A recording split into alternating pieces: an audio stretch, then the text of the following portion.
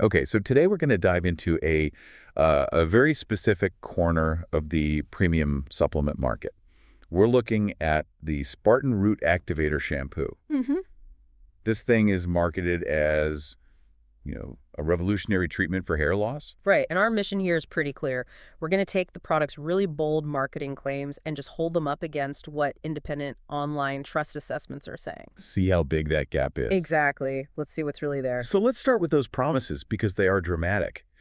They talk about a root activating formula that supposedly wakes up dormant follicles. Yeah, that's the one. And it claims to reduce thinning and give you visibly fuller hair. And they give a timeline for that, right? They do, about 6 to 8 weeks. They also lean really hard on terms like military formula and, of course, those very convincing before and after photos. The classic transformation shots. It all paints this picture of a clinical, reliable solution. It's a very compelling image. It is. So where do we start peeling back the layers on this? What's our first stop outside of their own marketing copy? We immediately pivot to an independent trust assessment.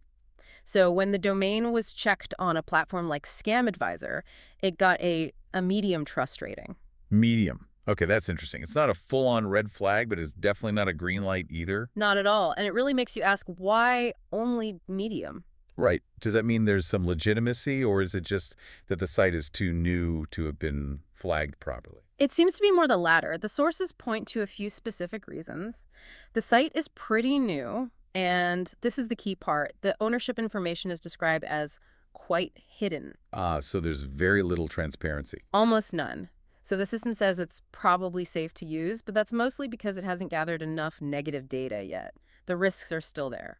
So we're talking less about a health risk and more of a business risk.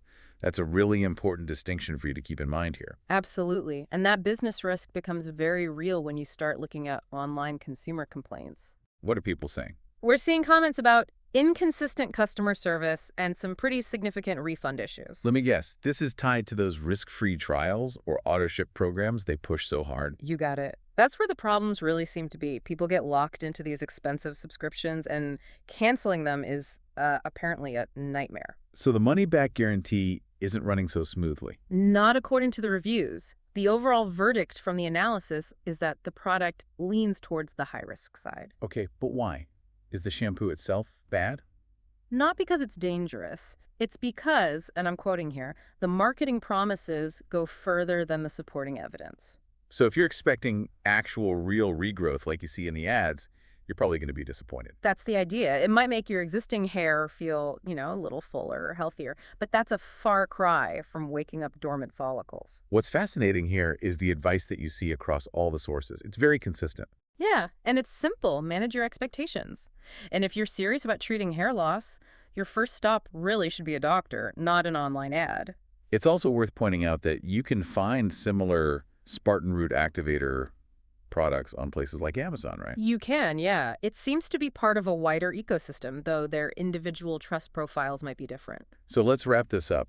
What does all this mean for you, the curious learner? We've looked at the dramatic claims. We've seen the medium trust score that's based almost entirely on a lack of transparency. And we've touched on the consumer complaints about refunds and those tricky auto ship programs. Right. So it really leaves you with an important question to think about.